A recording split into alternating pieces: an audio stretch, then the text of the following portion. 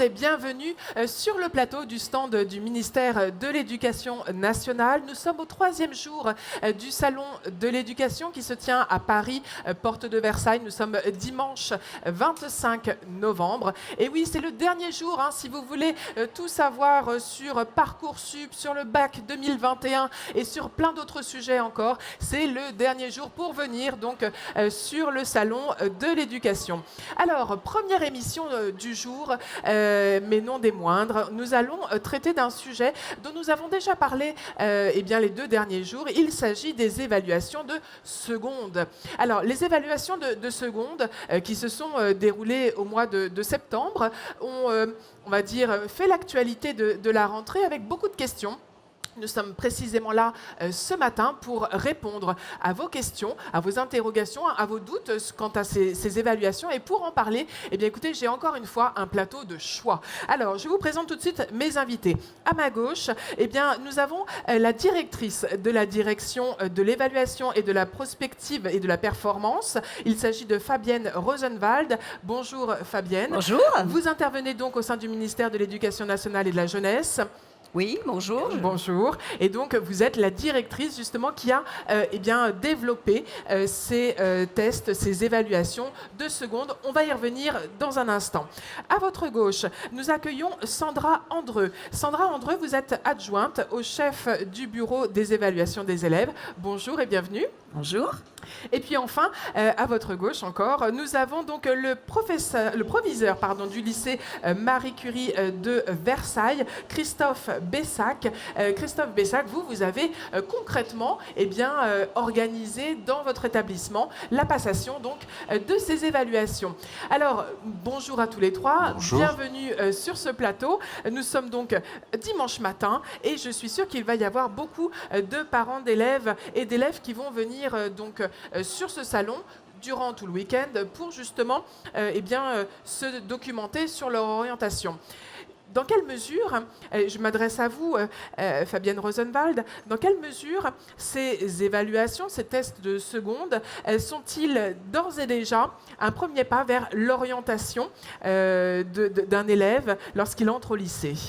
Alors, je crois que ce qui est important pour ces tests de positionnement de début de seconde, on pourra revenir, vous avez parlé d'évaluation, on pourra revenir sur la différence, il se situe dans un contexte général, beaucoup plus général, de réforme.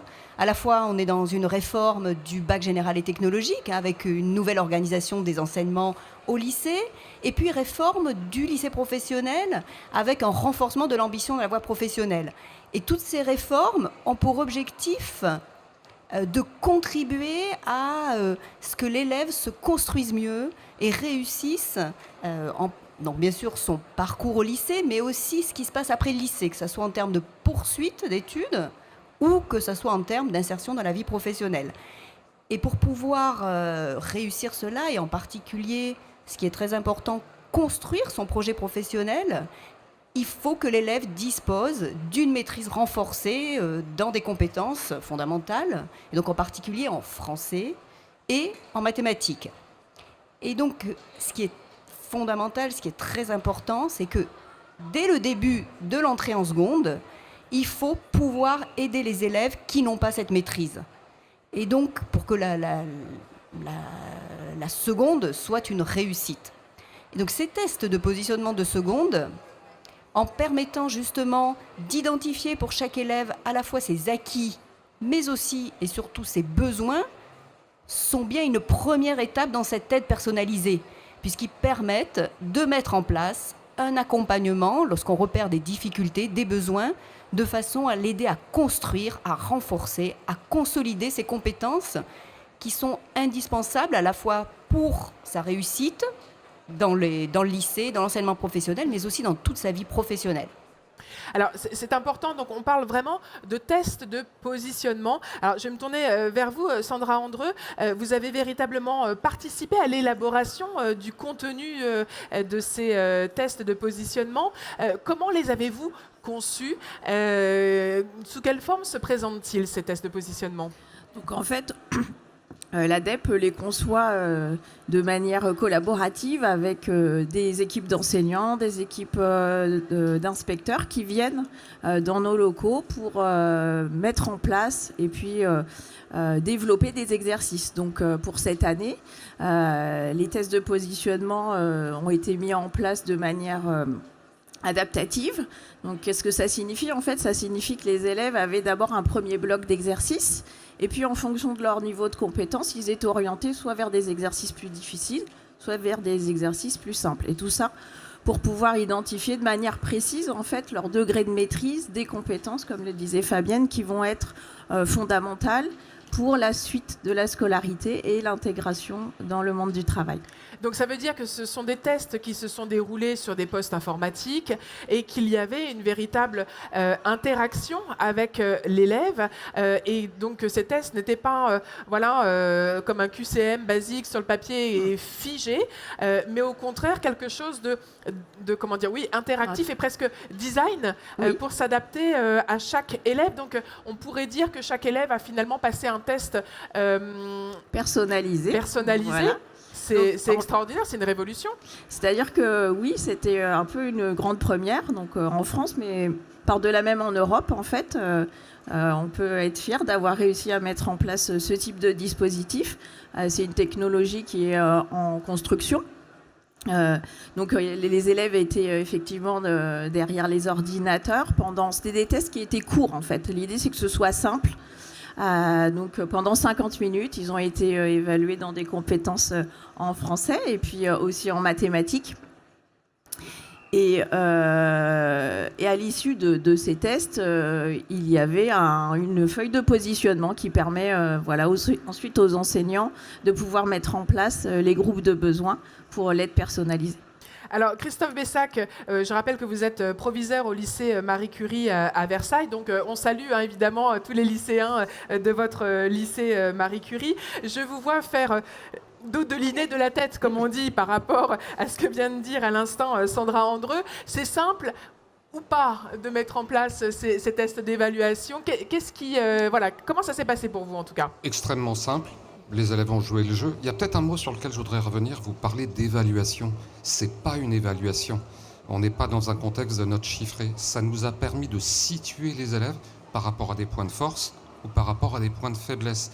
C'est pas non plus une prédétermination par rapport à l'orientation.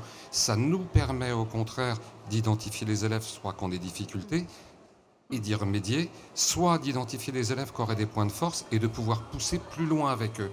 À partir de là, on peut construire un projet pour l'orientation. Mais ce n'est pas du prédéterminisme ou du déterminisme. Ça nous permet simplement de placer les élèves, aux enseignants d'organiser l'accompagnement personnalisé sous plusieurs formes. Remédiation, approfondissement derrière, l'organisation très simple, pas de souci, une passation informatique. Les élèves ont joué le jeu, on leur propose de l'informatique, donc ils sont très fans, ils ont l'habitude de ça.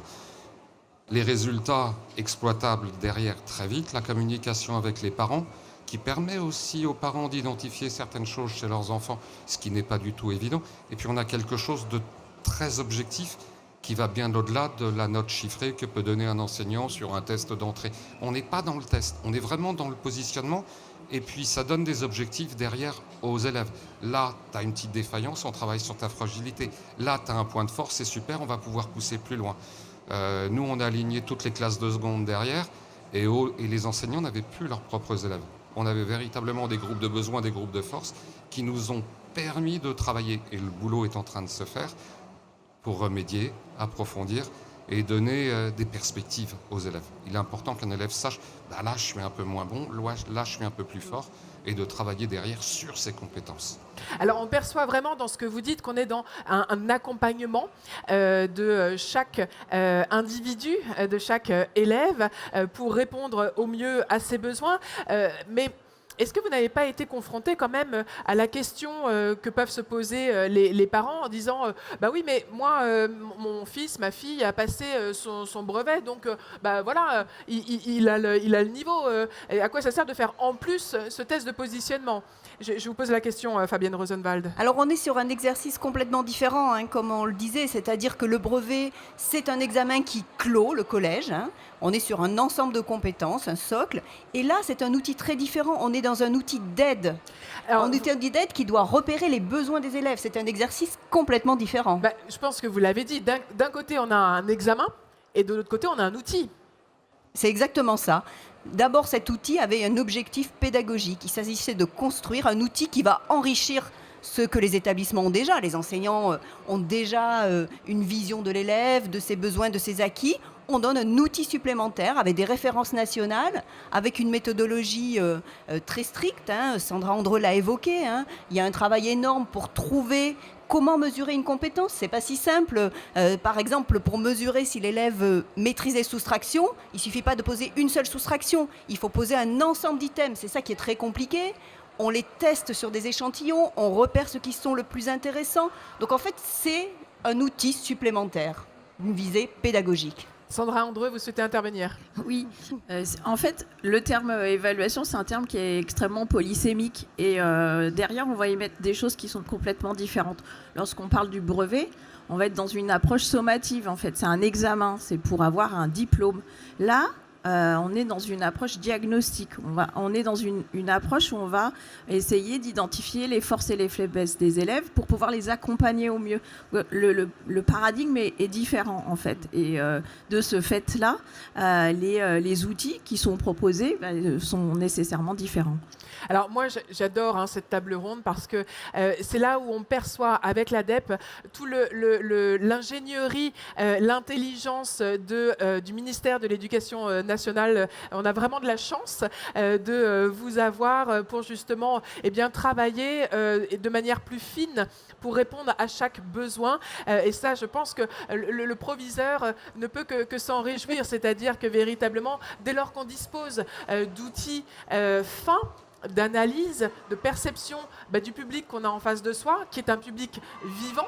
Hein, nos élèves, c'est pas une masse, informe et qui n'est pas. Enfin voilà, ce sont chacun des individus, et donc il faut pouvoir s'adapter. La question, c'est comment on forme nos professeurs et comment nos professeurs sont-ils eux aussi accompagnés pour finalement répondre à chaque besoin individuel.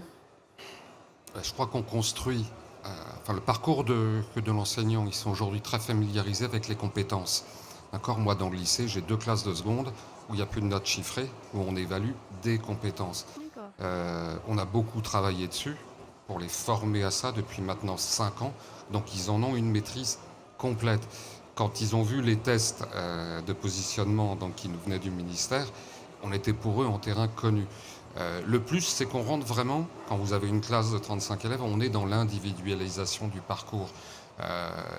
Il y a la réforme du lycée, donc les premières changent, pour mieux accompagner que les élèves, les conseiller que les parents qui ont besoin d'un retour au-delà de la note chiffrée. Est-ce que vous savez ce qu'on met dans le 12, dans le 15, dans le 18 ou dans le 8 ? C'est extrêmement difficile. Par contre, quand on arrive à décliner par compétences, tel que c'était fait dans les tests, et justement qu'on arrive à identifier les problématiques ou les succès, on passe à l'individualisation et chaque élève peut être accompagné en fonction effectivement d'un projet qu'il va construire. On sait où on doit aller. Et les enseignants, il faut leur faire confiance, ils ont une expertise, ce sont des professionnels, ils savent accompagner que leurs élèves. Et les tests de positionnement les aident véritablement à identifier plus vite, plus rapidement, avec plus de précision, là où il faut aller. Et du coup, quand on arrive à travailler, je dirais, en synergie entre professionnels qui ont une expertise, des élèves et des parents qui sont parfois un peu démunis, je veux aller où ? Qu'est-ce qu'il faudrait que je travaille ? On arrive à créer un véritable lien qui est un lien d'accompagnement vers la réussite. Alors, on parle de l'école de la confiance. C'est vraiment ce que le ministre et donc l'ensemble du ministère de l'Éducation nationale et de la jeunesse cherche à mettre en place. L'école de la confiance, c'est aussi finalement à travers ces tests de positionnement, l'école de la transparence. On acquiert justement cette confiance via cette transparence où effectivement on ne se cache plus derrière une note et puis une appréciation telle que assez bien qui veut rien dire, enfin, ou en tout cas qui nous laisse encore beaucoup de doutes. Et si tant est qu'effectivement, si j'ai bien compris, on accompagne individuellement le jeune, la jeune par rapport véritablement à là où on a identifié qu'elle a besoin d'être accompagnée, ou au contraire boostée, ou autrement boostée, c'est beaucoup plus valorisant finalement pour le jeune. Et puis les parents aussi se disent « Ah bah enfin !» mon jeune, ma jeune, elle n'est pas stigmatisée par une note, mais au contraire, elle est accompagnée. Vous souhaitez intervenir, Sandra Andreu? Oui, l'idée c'est de positionner en fait l'élève, le jeune, dans un continuum de compétences.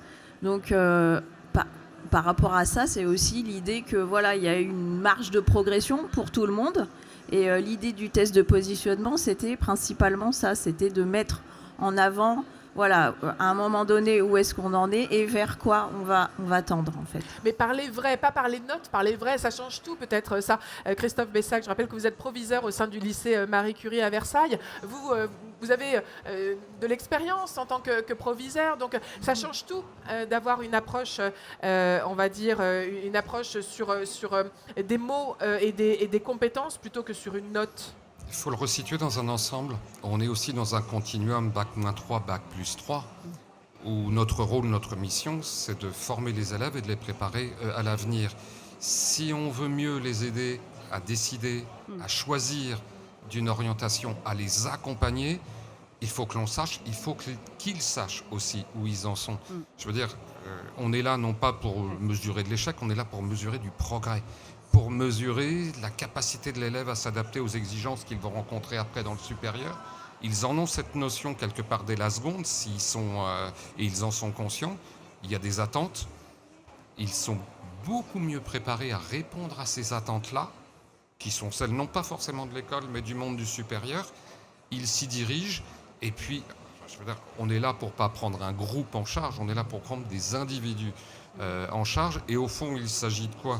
Si on dépasse le cadre, de leur liberté de choix, de leur liberté de se déterminer, de leur liberté à faire en sorte qu'ils s'emparent de leur avenir et que l'on forme derrière des citoyens aguerris et des élèves ayant conscience et qui prennent possession de leurs compétences. Et confiance en eux. Alors, vous parliez d'école de la confiance. Quand on est dans le lien avec les parents, avec les élèves, forcément on est dans le dialogue. On n'est plus dans ce jugement, t'es bon, t'es pas bon, stop, ça suffit. On est dans ce lien qui signifie je t'accompagne en tant que parent, qui nous confient leurs enfants, et les enfants passent plus de temps au lycée qu'à la maison. Donc on vous accompagne, les familles nous confient leurs enfants pour qu'ils réussissent, pour qu'ils s'épanouissent. On est dans notre mission première. Je veux dire qu'il y a un moment donné, évaluer, juger, trancher, non. Accompagner, faire réussir, donner de l'ambition, donner des voies de la réussite, que chacun puisse réaliser son projet. Les tests de positionnement, dans ce sens-là, ils ont toute leur place, ils ont tout leur sens, et c'est un véritable progrès. Alors, Fabienne Rosenwald, vous êtes directrice donc, de la direction de l'évaluation. Là, on a bien ce terme-là, de la prospective et de la performance. La performance, là, il s'agit d'un dispositif déjà très performant, mais aussi on parle de performance pour tout le système scolaire français, cette école de la République. Et ces tests de positionnement, ils n'ont pas été mis en place que en seconde, ils sont intervenus aussi à d'autres niveaux. Ce modèle donc, qui est intervenu en seconde, il a été dupliqué à d'autres niveaux. Oui. Expliquez-nous un petit peu, de manière plus large, l'intention. Alors, dans tous ces tests de positionnement, évaluation, donc il y a des évaluations début de 6e, des évaluations début de CP, début CE1, on est dans l'objectif d'abord d'une aide pédagogique aux enseignants. C'est-à-dire, c'est exactement le même objectif que pour les tests de positionnement de seconde, fournir des outils supplémentaires aux enseignants pour connaître les acquis, les besoins des élèves qu'ils accueillent, puisqu'il s'agit de tests qui sont en début d'année.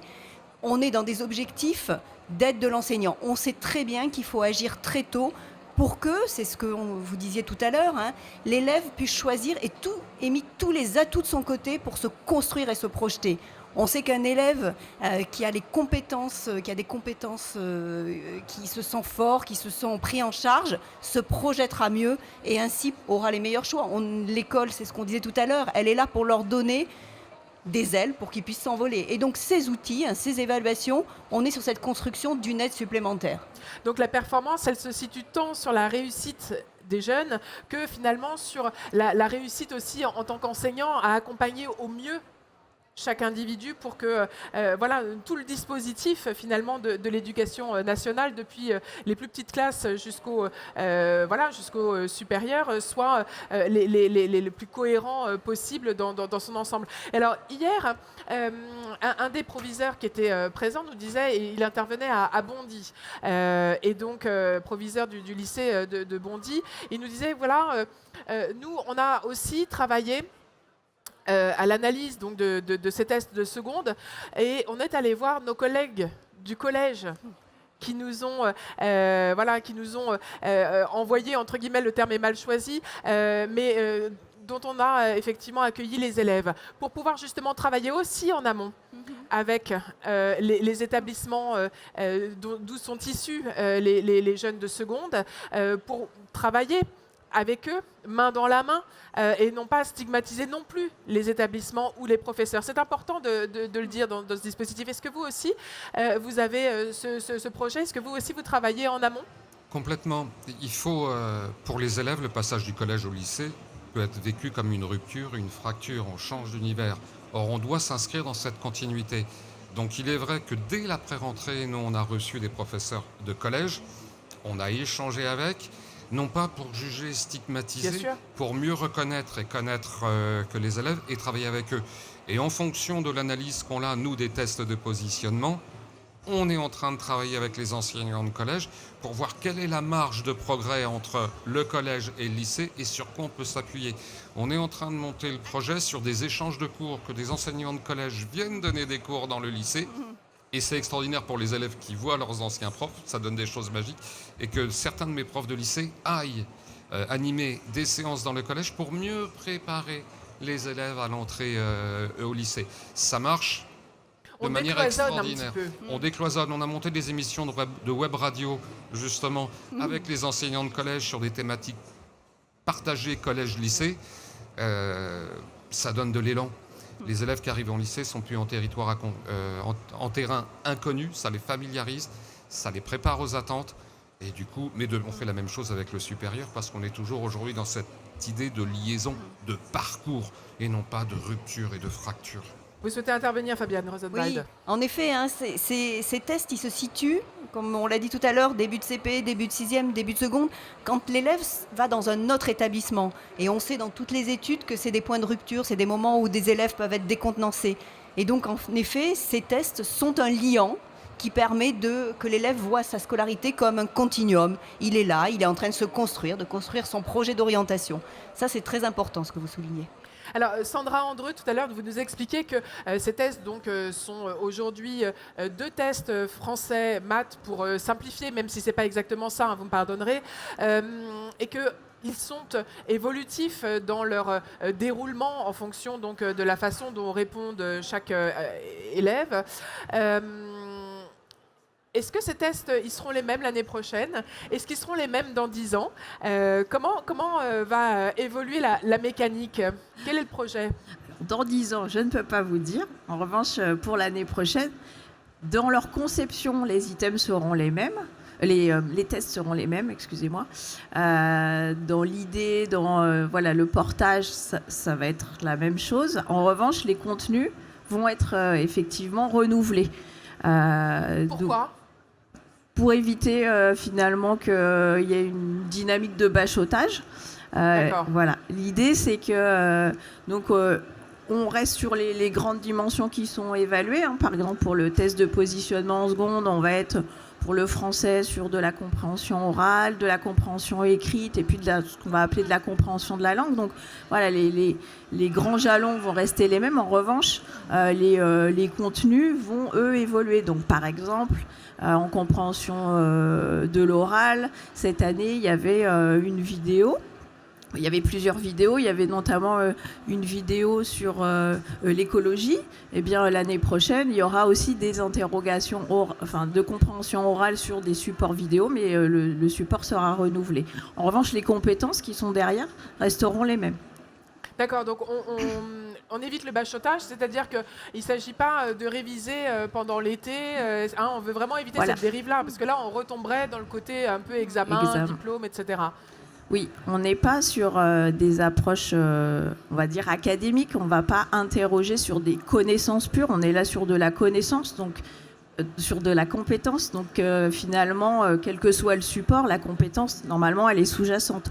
Donc on interroge sur un support qui développe un argumentaire sur l'écologie ou un argumentaire sur toute autre thématique. Finalement, les compétences qui sont sous-jacentes, elles sont les mêmes. Vous souhaitez intervenir, Non, je crois que c'est exactement ça. En plus, il n'y aurait aucun intérêt à bachoter, parce que c'est vrai que l'élève, le jeune qui arrive, a intérêt justement à être encadré lorsqu'il a une difficulté. Et ce n'est pas juste en bachotant qu'il la surmontera. C'est par une aide que fait l'enseignant où il le construit cette compétence. Bon, en plus, le fait de renouveler les items permettra de disposer finalement d'un peu d'une banque à outils que pourront utiliser aussi les enseignants s'ils souhaitent aller plus loin. Alors, c'est intéressant ce que vous dites, parce que tout à l'heure, j'ai simplifié en disant qu'il y avait donc un test de 50 minutes, on va dire plutôt axé français, et un autre axé plutôt maths. Mais en fait, par rapport justement à ce que vous venez de dire, c'est-à-dire qu'il y a des thématiques, des items, ça veut dire que finalement, on va identifier quels sont les besoins liés aux sciences ou liés à la compréhension, plus que finalement identifier des lacunes en français ou en maths. Encore une fois, on décloisonne, c'est-à-dire que lorsque on identifie qu'il y a des difficultés de compréhension, ça peut servir dans toutes les matières. Il n'y a rien de pire. Mais oui, mais c'est tellement important de comprendre un énoncé. Et bien souvent, les élèves échouent parfois dans certaines disciplines parce qu'ils n'ont pas compris l'énoncé. Parce qu'il y a un problème de compréhension, et ce n'est pas un problème de français ou de littérature, c'est vraiment un problème d'énoncé, de compréhension, à la fois de l'écrit ou de l'oral, mais ça, c'est véritablement important. Et je pense que dans votre lycée, vous allez sans doute mesurer cette différence, Christophe Bessac. Si on repart des deux fondamentaux, écrire, compter, décrypter le monde, quelle que soit la discipline, si vous savez écrire et compter, vous ouvrez plein de portes. Alors on peut parler d'éco, de maths, de français, mais écrire et compter sont deux fondamentaux. Donc quelle que soit la discipline, à un moment donné, les deux compétences majeures qu'on a là permettent à l'élève de s'approprier toutes les disciplines. C'est-à-dire, il n'y a pas une discipline où on pourrait se passer de lire, la plus scientifique soit-elle. Il n'y a pas une discipline, y compris en français, où on peut se passer de compter.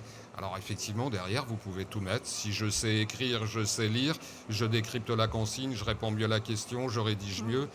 Si je sais compter, là pareil, quelle que soit la discipline, je possède le monde. Fabienne Rosenwald. Oui, et donc ce qu'on voit dans les établissements, et je pense que vous le direz, c'est que ce n'est pas seulement le prof de français ou de mathématiques qui va travailler avec l'élève, c'est bien toute l'équipe pédagogique, parce qu'un élève qui a des difficultés de compréhension de l'écrit aura des difficultés en histoire, parce qu'on travaille sur documents. Il aura des difficultés aussi s'il ne maîtrise pas ses mathématiques, en géométrie partout, en géographie. Donc ça, c'est très important. Ce sont aussi des compétences qui sont utiles dans la vie professionnelle et dans la vie de tous les jours. Je vous invite à venir passer ces tests de seconde. Vous verrez, ce sont des tests. Ce qu'on demande derrière, c'est ce qui nous sert tous les jours à avoir une vie de citoyen accomplie. On comprend des messages oraux, on comprend si on est sur du publicitaire, si on est sur de l'humour, du second degré. Donc ça, on les a vraiment vécus comme ça. Ce sont des compétences pour des jeunes qui rentrent en seconde, ils ont 15-16 ans, ils sont en train de devenir adultes. Alors moi, pardon, je vais vous laisser la parole, Christophe Bessac. Je me souviens d'un professeur d'histoire qui a eu le plaisir de m'accueillir dans sa classe pendant 3 années consécutives au lycée. Je la salue, Madame Fontan, si elle m'entend. Et je me souviens très bien qu'elle nous disait « on vous prépare à être des citoyens ». Et je pense que ces tests de positionnement, d'après ce que vous dites, Fabienne Rosenwald, ces tests de positionnement renforcent encore plus déjà cette vision de préparer, non pas un examen du bac, non pas à préparer forcément à ce qu'on va faire juste après, il faut avoir une vision plus large, c'est-à-dire à être un bon citoyen, effectivement, décrypter l'univers dans lequel on vit, même au-delà d'un métier à part entière, c'est être finalement un acteur de sa vie et non pas quelqu'un qui subit. Vous souhaitiez intervenir, Christophe Bessac, vous êtes proviseur, je rappelle, au lycée Marie Curie de Si le Versailles. savoir suffisait à former des citoyens, ça serait magique. Toute l'histoire nous montre le contraire. Un vrai citoyen, le savoir est essentiel, parce qu'il faut quand même avoir des connaissances, mais à côté, la capacité à décrypter le monde, à décrypter son environnement, à s'intégrer dans son environnement, puis avoir un esprit critique. Avoir l'esprit critique, avoir prise sur sa vie et sur l'environnement qui est autour. Ça veut dire qu'on est à même de prendre des décisions, qu'on est à même d'être acteur de manière très générale de sa vie, de son parcours et de l'environnement qui est autour. Je veux dire, on a une école qui est destinée à faire grandir nos jeunes. On grandit par la connaissance, mais on grandit aussi par la maîtrise du monde qui nous entoure. Ça veut dire, on est en train de former certes des élèves, on forme des citoyens, ça veut dire quoi ? Notre but ultime, quelque part, c'est de préserver leur liberté de choix, leur liberté d'action. Ces tests de seconde, mais comme tout le parcours qu'ils ont depuis leur entrée à l'école jusqu'à la fin, les préparent à un moment donné à être acteurs du monde, à décider et non pas à subir. Et l'école, il ne faut pas qu'elle soit dans une trajectoire où on amène nos gamins à subir la scolarité, où on provoque de l'échec, où on provoque du décrochage, où on provoque de la rancune, où on provoque de la colère. Mais au Vis-à-vis contraire, de l'école, notamment. Vis-à-vis de l'école, et c'est ça le terme d'école de la scolaire. confiance, c'est construire une liberté pour demain. Ça veut dire de s'affranchir de mes difficultés, c'est m'affranchir des obstacles que je peux rencontrer, c'est m'affranchir du déterminisme qu'il peut y avoir autour. Ça permet à des gamins qui naissent pas forcément dans des milieux sociaux privilégiés. On parle souvent d'ascenseur social, on a tendance à dire il marche pas, mais on peut le faire marcher à partir de là. À partir du moment où on donne, non pas un sentiment de liberté, mais une liberté effective. Si le gamin arrive, et je reviens au basique, à décrypter sa difficulté, à s'en emparer, à la dépasser, mon Dieu, c'est ce qu'on fait nous tous les jours dans notre existence d'adulte. Ils en sont capables. Et je crois aussi c'est ça la confiance, il faut redonner aux élèves prise, il faut les rendre acteurs, on en parle souvent, acteurs de leur scolarité. Là, ils ont les moyens d'avoir prise, ils ont les moyens d'avoir acteurs. Il n'y a pas plus beau rêve pour une école de donner aux élèves ce sentiment-là, cette liberté-là, et puis qu'après ils réussissent et ils fassent le parcours qu'ils ont choisi et pas un parcours qu'ils subissent. En tout cas, ça fait plaisir de voir un proviseur qui a les yeux et qui pétille comme ça quand il parle de ses élèves et de son projet, parce qu'il faut garder cette envie d'accompagner toujours. On parle parfois de la difficulté du métier d'enseignant et a fortiori évidemment de proviseur. Et je crois que là, il y a un élan qui dépasse peut-être cet objet, cet outil qui est le test de positionnement. Ça fait plaisir, Fabienne Rosenwald. Bien sûr, parce que ceux qui feront que l'enfant réussit, que l'élève réussit, c'est les enseignants, les proviseurs et tous les personnels de l'éducation nationale qui se mobilisent. Merci beaucoup. Le mot de la fin vous revient, Fabienne Rosenwald. Pour l'année prochaine, les évaluations seront donc, les tests de positionnement, on ne va pas refaire toute la table ronde. Les tests de positionnement, même date, à la rentrée, dans les 2 prochaines semaines, comment ça se passe ? Tout à fait, ça sera la même chose. Et on aura en plus réaménagé en fonction des retours qu'on a des proviseurs, puisque sans cesse, on s'améliore, c'est le principe, comme les élèves. Alors, je rappelle que sur le stand du ministère de l'Éducation nationale, vous avez la possibilité de vous tester justement avec ces tests qui sont disponibles sur une borne du stand. Est-ce qu'on peut également trouver des informations sur le site internet du ministère de l'Éducation nationale ? Oui, tout à fait. Sandra Andreu Oui. Donc il y a le test de positionnement, il y a des éléments du test de positionnement sur le site Disponible. EduScol complètement. Donc, on peut le Disponible à tout le monde, oui. faire sur EduScol. Sur EduScol. Alors, l'adresse exacte, eduscol.fr. Oui, voilà. Voilà. Très bien. Et il y a aussi les tests, le test de 6e et puis les épreuves de CP et de CE1. Eh bien, testez-vous et comme ça, vous pourrez aussi accompagner vos jeunes dans cette démarche. Eh bien, moi, je vous donne rendez-vous, eh bien, à quelle heure? On va dire à 13h45 pour un Facebook Live avec le service civique. Je vous remercie tous les trois d'avoir partagé cette première émission de la journée. Et puis, je vous donne rendez-vous à 13h45 pour une nouvelle émission. Merci beaucoup.